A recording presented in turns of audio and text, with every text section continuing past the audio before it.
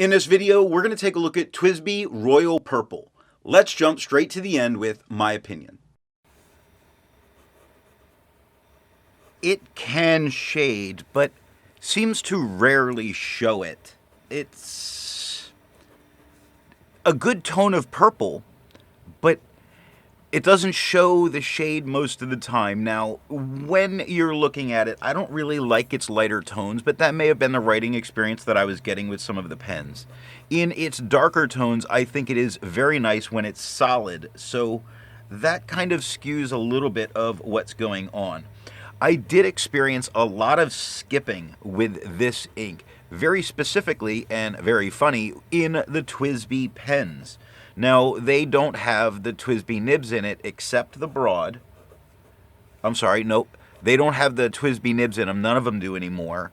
But none of those nibs except a posting nib is especially dry. Both of the others are fairly wet pens, and it had flow issues in a TWSBI, which that was just such a problem for me. I'm going to use this bottle up in super wet pens, but I don't know that I'm running to get their other stuff. It is a very nice purple when it is going down on the page if you get it into the right pen, and that's the major thing that goes on with this ink. This one has been the pickiest about what ink or what pen it goes into to really give you some nice performance.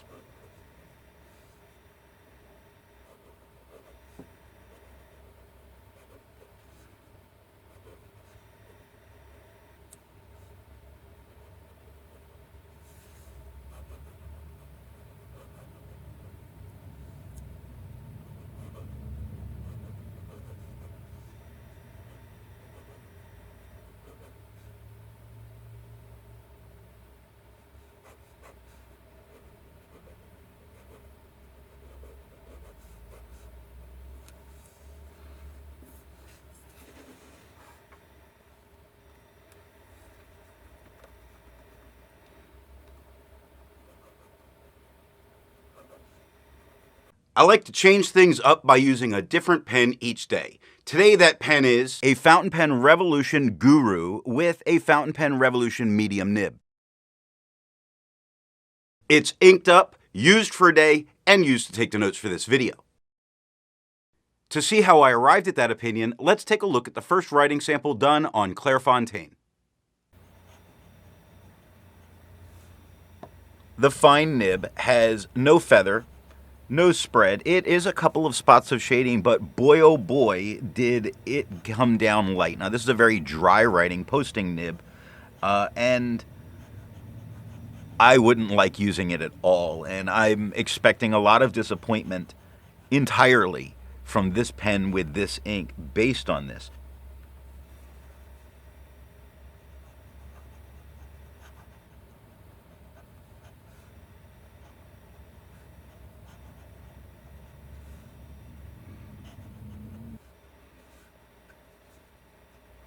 Now the Arrow Fine is much darker than the posting nib.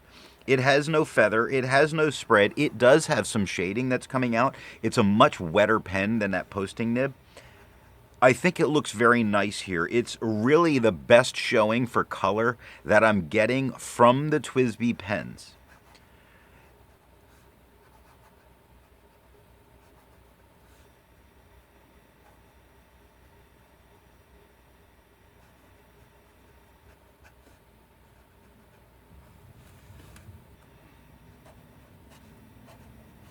The Architect nib has no feather, no spread.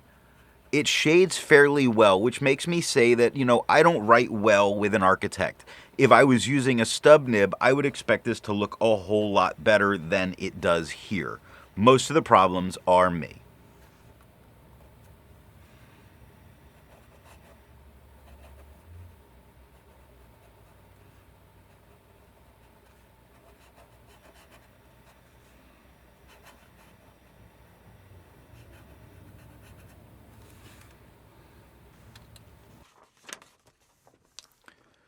We get no bleeding and no ghosting. To have a range of experience with this ink, all of the writing samples are done with a TWSBI Vac Mini with a posting nib,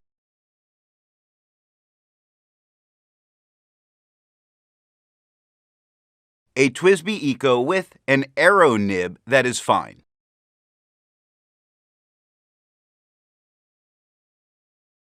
a TWSBI Mini with an Architect,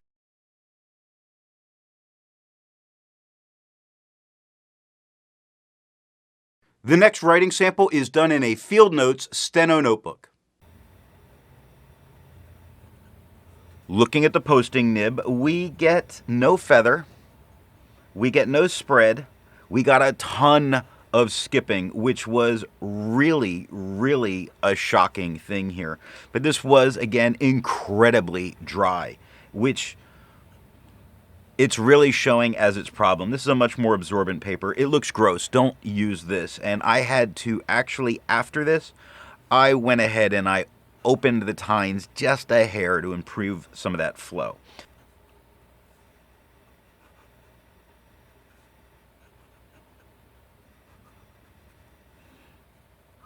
Now, the fine Aero nib has feathering. It has a bit of spread. It has no shading. It doesn't look especially good. Like, the tone is purple, but I wouldn't call it a very nice looking purple. But it is purple. It just doesn't look good on this paper.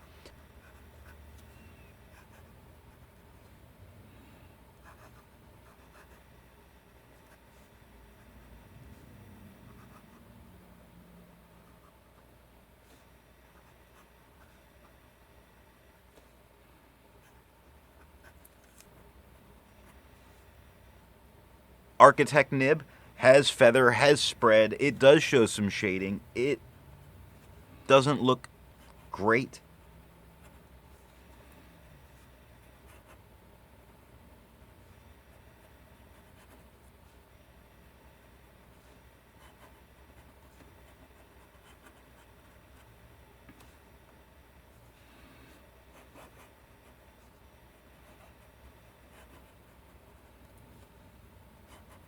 Looking at the back of the page, you see that you don't get any kind of ghosting on the posting, yay, but on the fine and the architect, you get a lot of ghosting and you had no bleed through that touched the page underneath.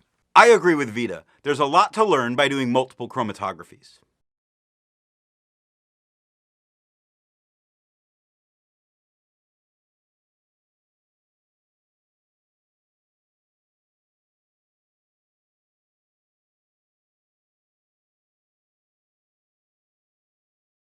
The next writing sample is done in an AmPad Steno notebook.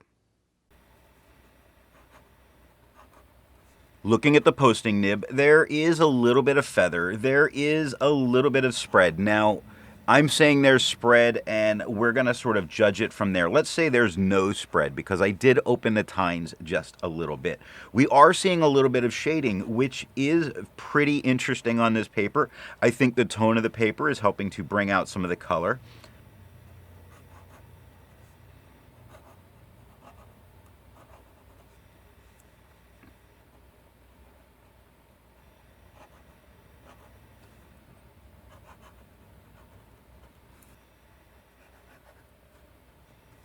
Looking at the Aero fine nib, it is about the same tone as the posting. It has a tiny bit of feathering, totally manageable. It has no spread, very nice what's going on here.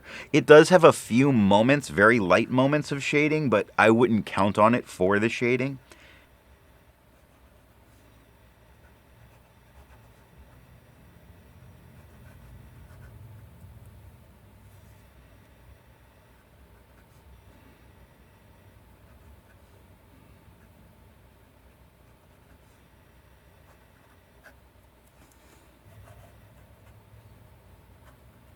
The Architect nib is showing some feathering. It is showing a tiny bit of spread. It is showing a bit of shading. It's the same tone that we got with the fine, which is, again, a little bit darker than the posting nib.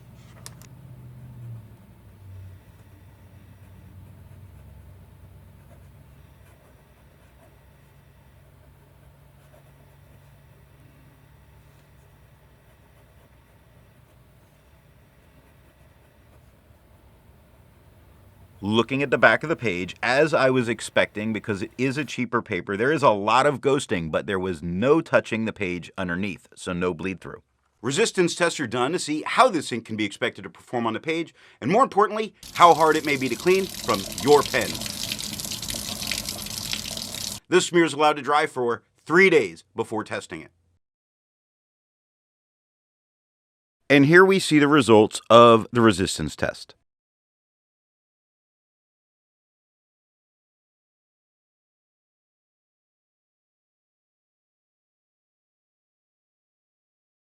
The next writing sample is done in a National Steno notebook. Looking at the posting nib, it has no feather. It has no spread. It has a tiny bit of shading coming through. This paper really did impress me with how well it did. And now this is the first writing sample that I've done on it, but I'm impressed already.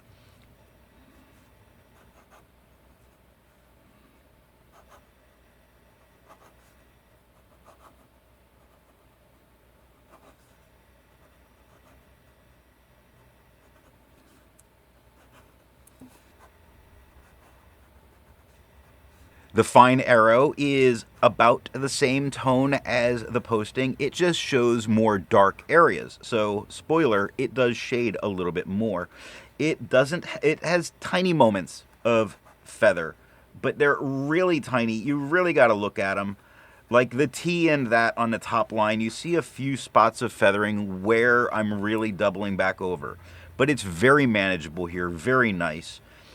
Again, it does shade, so the feathering is tiny and not an issue.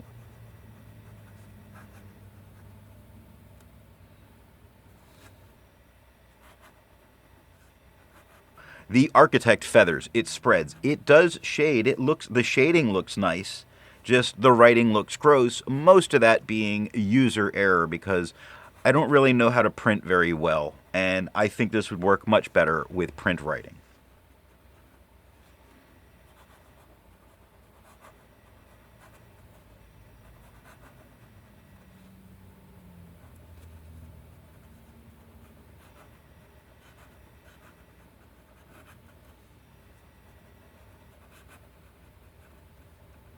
Looking at the back of the page, we got a lot of show through, which we would expect for it being a cheaper paper, but we got no bleeding to the other side.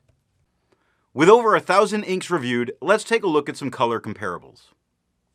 Here is Birmingham Pen Company's Andy Warhol Pop Art Purple. Here is J. Herban Coco de Brazil.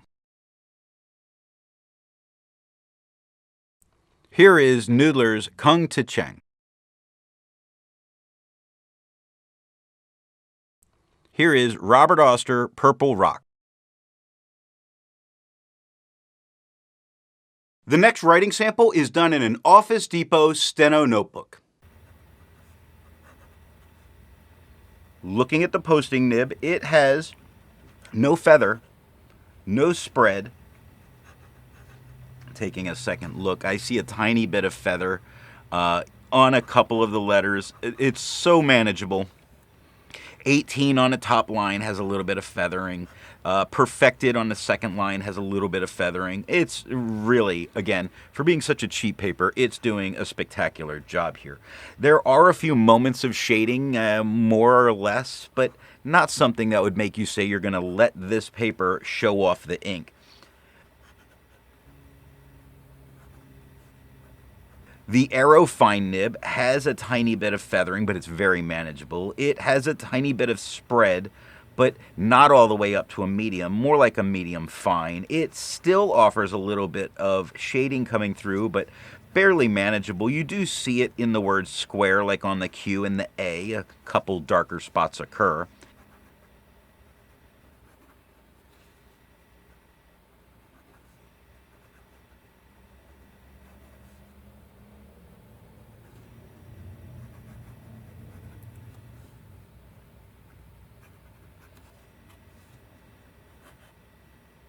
When it comes to the Architect nib, we're not really getting any feathering, which is nice. We don't get any spread, which is nice. We do see some of the shading, which is nice. It is all about the same tone, and I think the tone of the paper is really controlling a lot of that.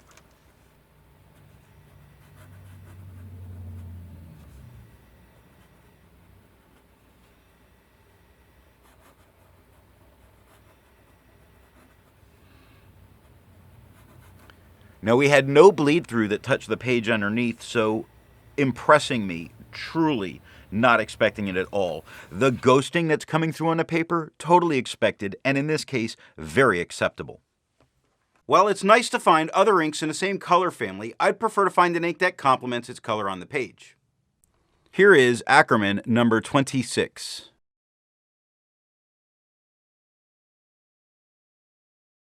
Here is Diatramentis Document Black.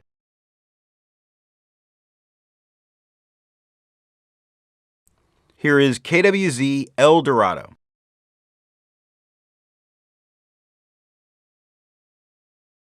Here is Sailor IAI.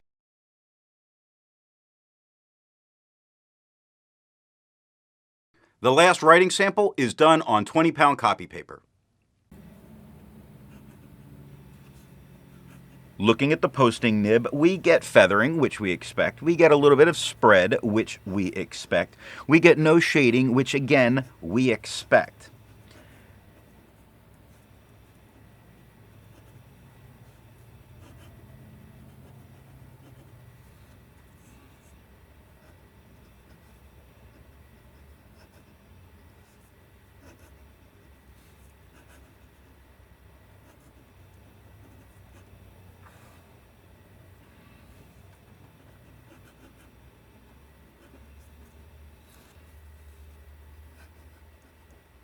The Aero Fine nib has some tiny feathering, expected, a little spread, expected, no shading, expected. But I think looking at those two in their writing, the posting and the fine are very acceptable considering what this paper is.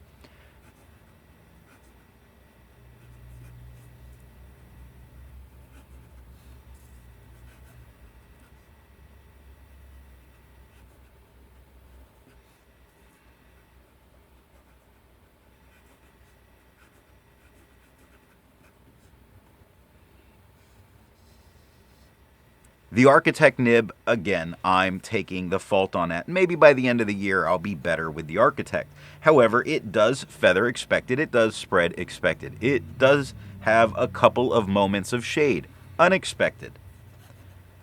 It just looks gross and much more feathers than the other writing.